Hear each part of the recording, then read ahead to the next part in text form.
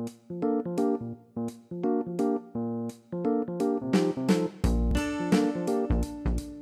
welcome to another episode of the Paige Doodle Club. I'm your host, you guessed it, Mike Paige, and today we are going to be doing some drawing basics.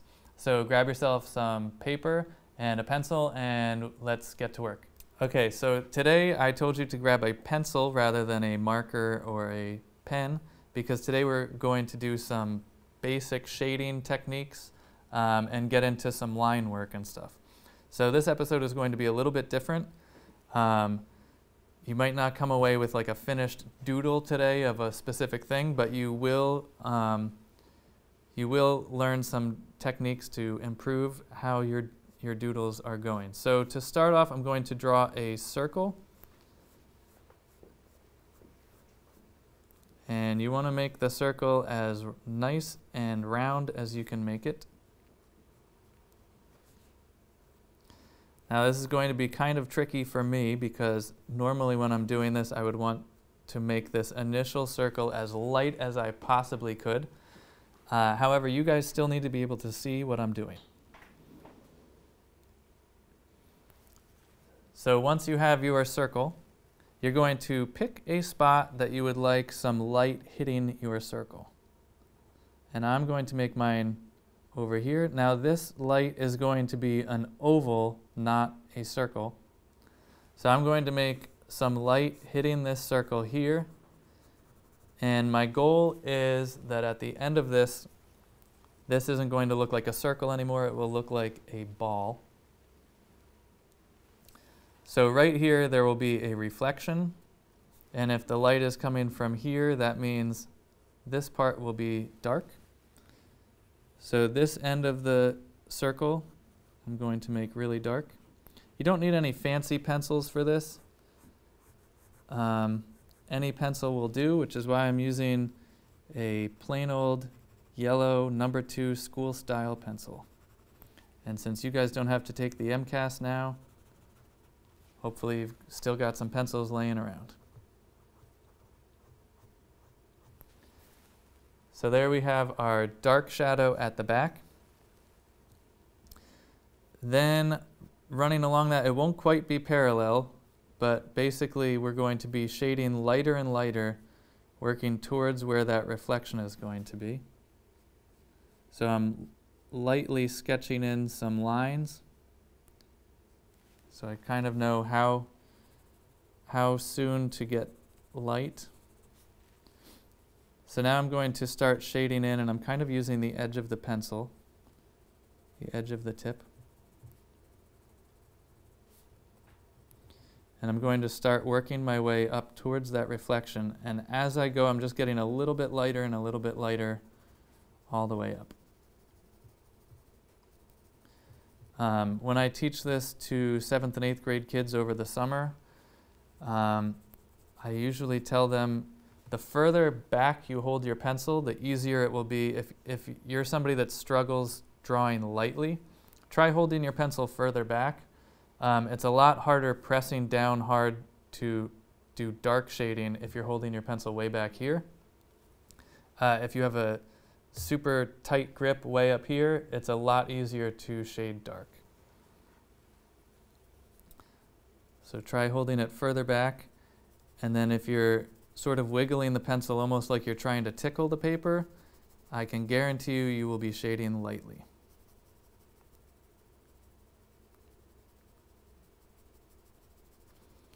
Now I can still kind of see the reference lines that I made to show where it would be getting lighter.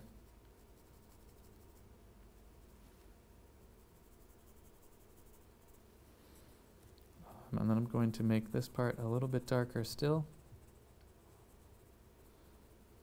And as I was shading, the edge of this pencil caught where the reflection is a little bit, so I'm just going to come up here and erase a tiny bit to try to clean that up.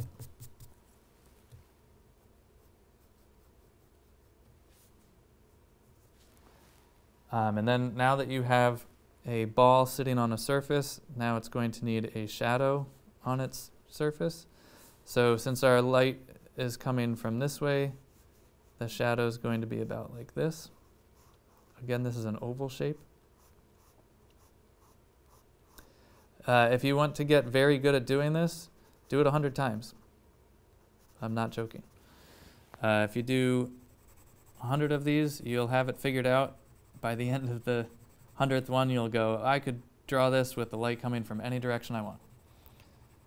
And if you're doing more than one, I would highly recommend on your next one, have the light coming from a slightly different direction. Maybe try one where it's coming directly above, have one where it's coming from the other side.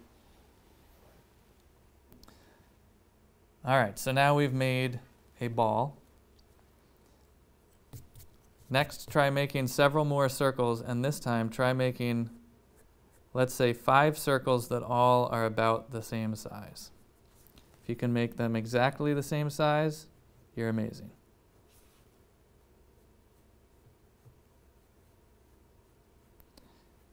The tricky thing is making a circle that actually looks like a circle.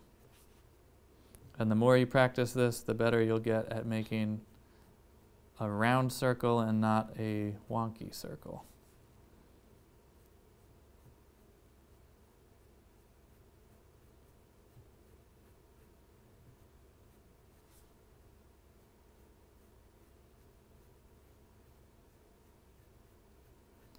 I actually have not used pencil in a very long time, so this feels almost unnatural to me because it's been a while since I've done it. All right, so we have 5 circles that are about the same size.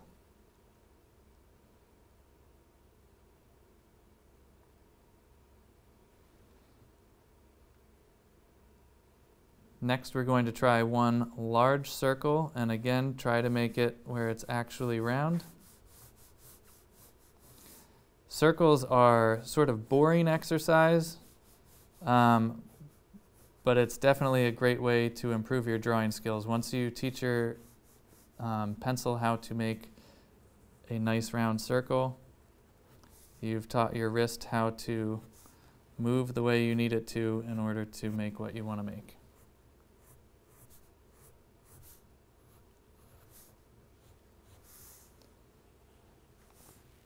Drawing a circle seems really easy. Everybody knows how to make a circle, but if you've ever sat down, if you try to make a circle at different sizes, you realize just how hard it is to make a circle. If you really want to challenge yourself now that you've made a bigger one, try to make one inside of that stays pretty parallel to the first one, and that will probably give you a better idea of how well you did the first one.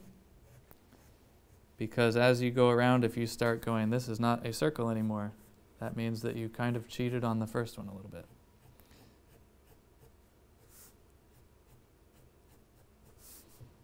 This is something that when I was doing it all the time in college, I got really good at drawing circles.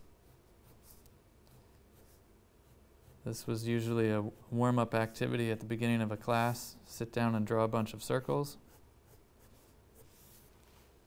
Not the most exciting thing in the world, but it helps. Next, we'll do a little bit of line work.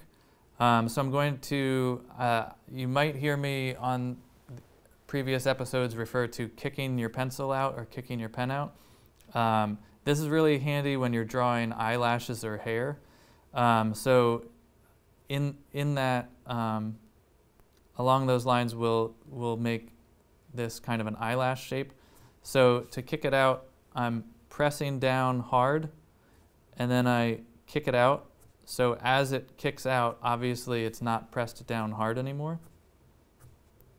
And if you're doing it right and you look at these kicked out lines, you'll see that they taper off as they go. So the very beginning part where you're really pushing down will be a slightly thicker line than where they end. And you can try these curving. You can try these going straight. You can try these curving up, curving down. So if you hear me refer to kicking your pencil out, this is what I'm talking about. So make a whole bunch of lines like this. Now I'm kind of going in a circle because this way I have to make some that are kicking up, some that are kicking down. You'll also notice, so I'm going this direction, and it gets harder if you're kicking your pencil towards the left. If you're right-handed, it's probably harder if you're going up and out this way. It is for me anyway.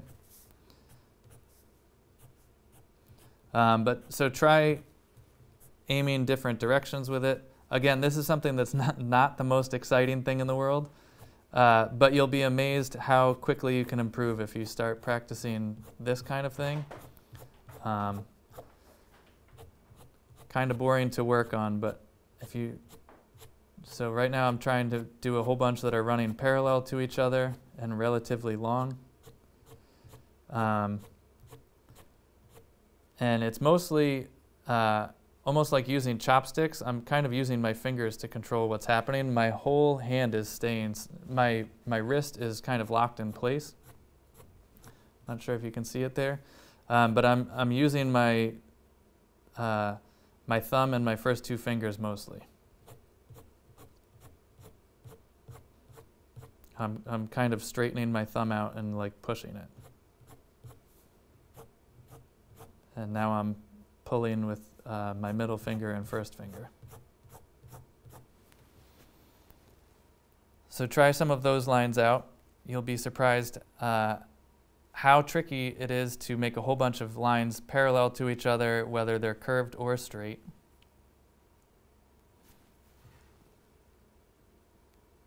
If you think it's really easy, then great, you're doing really well. Next, we can try some curving lines. So you'll often hear me refer to a rainbow shape or a smushed U shape. So I'm going to make some rainbows and smushed U's connecting.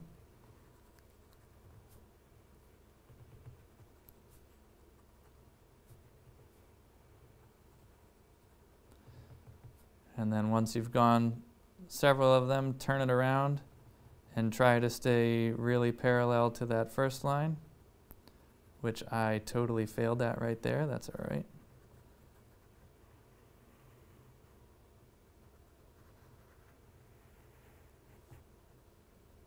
And then you can close it off when you're done.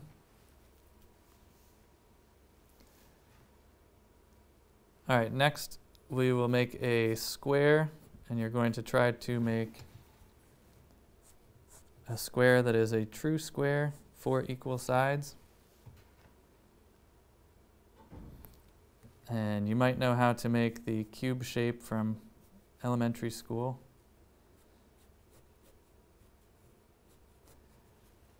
But we're going to skip drawing another square behind it and connecting them. We're just going to make those 3 sides.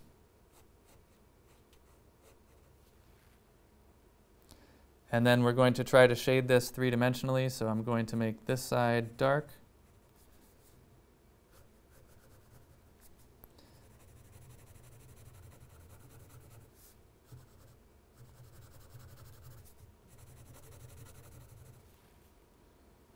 And then this side, not quite as dark.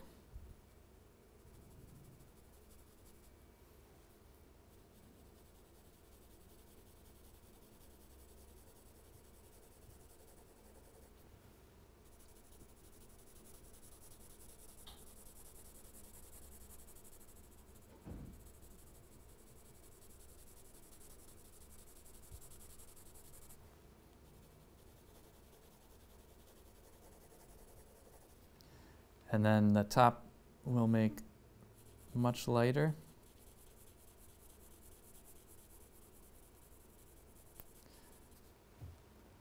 Then you can also, along the same lines of what we just did, you can practice your shading by kind of choking up on the pencil like this. Press down real hard, and then we're going to slowly lighten up. Or if I think I've got a little too much wood there on the tip of the pencil here. So it's starting to lighten up considerably on mine. And it's scratching the paper a little bit. That's not ideal. Womp womp. All right, so I'm going to switch over to this pencil, see if I have a little better luck with this one. And I'll just do the same thing. So we're starting dark, and then we're going to start getting lighter. And you're basically trying to go through the full grayscale range,